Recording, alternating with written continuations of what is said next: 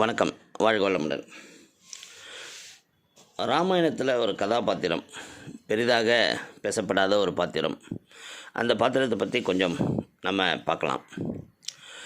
ஊர்மிளா இவங்க யார் என்று பார்த்தோம்னா, ராமாயணத்தில் உண்மையில் மறைக்கப்பட்ட கதாநாயகி யார் என்றால் லட்சுமணன் மனைவி ஊர்மிளா தான். ஏனெனில் கணவன் லட்சுமணன் ராமனுடன் காட்டுக்கு சென்றவுடன் 14 வருடங்கள் தன் வாழ்க்கையை தியாகம் செய்தவள். வால்மீகி, கம்பர் இருவரும் இந்த கதாபாத்திரத்தை இருட்டடிப்பு செய்துவிட்டனர். ஜனக மகாராஜாவோட தத்து மகள் தான் சீதை. ஆனால் ஜனகரின் உண்மையான மகள் ஊர்மிளா. ஜனகரின் தம்பி குஜஸ்தவஜாவின் மகள் மாண்டவி.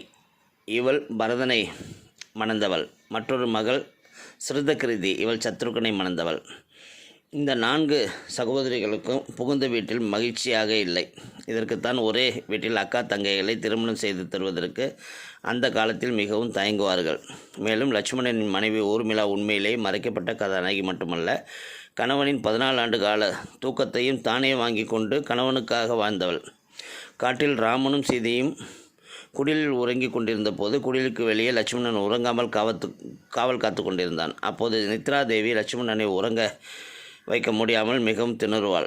அவள் லட்சுமணனிடம் சொல்கிறாள், இதை பார், நீ இப்படி உறங்காமல் இருக்கவே முடியாது. நான் உன்னை விட்டு விலக வேண்டுமானால் நீ உன் தூக்கத்தை வேறு ஒரு நபருடன் பகிர்ந்து கொள். உன்னை விட்டு விடுகிறேன் என்கிறாள். உடனே லட்சுமணன், நீ என் மனைவி ஊர்மிளாவிடம் சென்று நான் கூறியதாக என் தூக்கத்தையும் அவளையே எடுத்துக்கொள்ளச் சொல். நிச்சயம் அவள் ஒப்புக்கொள்வாள் என்கிறான். நித்ராதேவியும் அப்படியே ஊர்மிளாவுடன் சென்று விஷயத்தை கூற, அவளும் கணவனின் நிலைமையை புரிந்து கொண்டு அவன் தூக்கத்தையும் தானே வாங்கி கொண்டு அந்த 14 வருடங்களில் பெரும் பகுதியை தூங்கியே கழித்தாள்.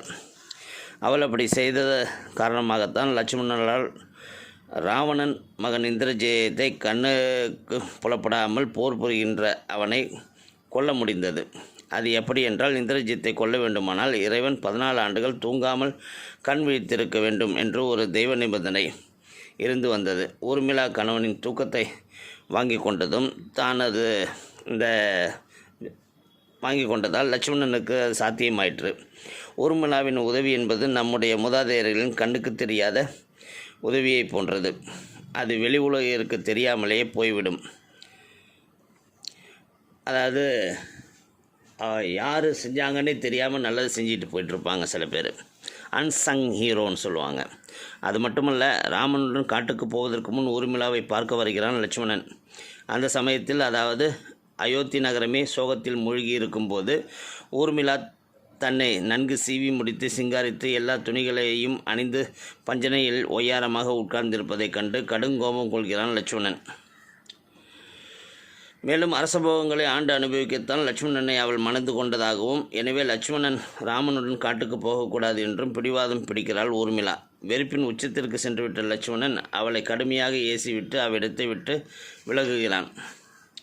லட்சுமணன் சென்ற அடுத்த கணமே ஊர்மிளா கேவி அழுகிறாள். அதாவது லட்சுமணன் தன்னை முழுக்க வெறுக்க வேண்டும் என்பதற்காகவே இப்படி ஒரு நாடகத்தை நடத்தியிருக்கிறாள்.